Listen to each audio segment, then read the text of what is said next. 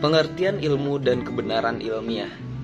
Ilmu merupakan pengetahuan mendalam hasil usaha yang sungguh-sungguh atau ijtihad dari ilmuwan muslim, ulama atau mujtahid atas persoalan-persoalan duniawi dan ukhrawi dengan bersumber kepada wahyu Allah Subhanahu wa taala. Sedangkan dalam Kamus Besar Bahasa Indonesia, kebenaran ilmiah maksudnya adalah pengetahuan yang jelas dan pasti kebenarannya menurut norma-norma keilmuan. Kebenaran ilmiah memiliki 3 sifat dasar.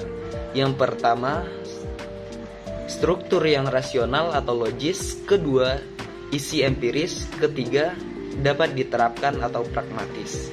Pada umumnya, suatu kebenaran dapat diterima karena 3 alasan, yaitu adanya koheran atau konsisten, kedua adanya koresponden, dan ketiga pragmatis. Pengertian sumber ilmu. Setiap umat Islam menganut kepercayaan, bangsa, kebudayaan, dan peradaban sesuai dengan pandangan hidup masing-masing. Islam adalah nama agama yang lahir dari sebab turunnya wahyu ilahi kepada Nabi Muhammad SAW. Sumber pengetahuan adalah tanda-tanda yang ada di dalam alam semesta, yang ada dalam diri manusia sendiri, dalam sejarah, atau dalam berbagai peristiwa sosial dan berbagai aspek bangsa dan masyarakat. Dalam akal atau prinsip-prinsip yang sudah jelas dan ada di dalam hati para manusia. Sumber ilmu secara garis besar ada 3. Yang pertama ada alam semesta atau alam fisik. Yang kedua ada alam akal atau nalar. Yang ketiga ada hati, intuisi ataupun ilham. Yang pertama ada alam semesta atau alam fisik. Tidak diragukan lagi bahwasanya manusia merupakan alat atau sumber pengetahuan. Dan manusia mengenal objek-objek fisik dengan perantaranya. Pengetahuan yang bersumber dari indera-indera lahiriah seperti ini, seperti bisa melihat, mendengar, meraba, mencium, merupakan suatu jenis pengenalan dan pemahaman yang bersifat lahiriah, pembukaan, dan tidak mendalam. Yang kemudian ada alam akal atau nalar. Kaum rasionalis, selain alam semesta atau alam fisik, meyakini bahwa akal merupakan sumber pengetahuan yang kedua dan sekaligus juga sebagai alat pengetahuan.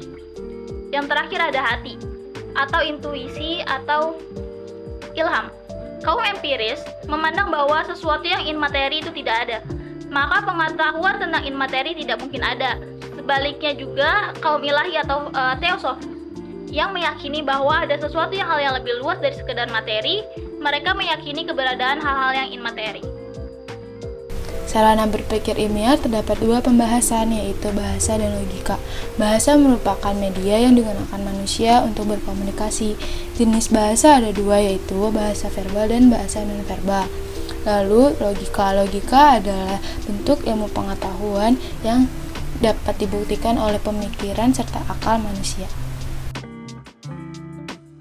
Metode ilmiah merupakan suatu prosedur atau cara pemecahan masalah dengan menggunakan langkah-langkah yang telah tersusun secara sistematis. Langkah-langkah tersebut dilaksanakan melalui konsep dasar berpikir ilmiah, yaitu analitis, logis, objektif, konseptual, dan empiris.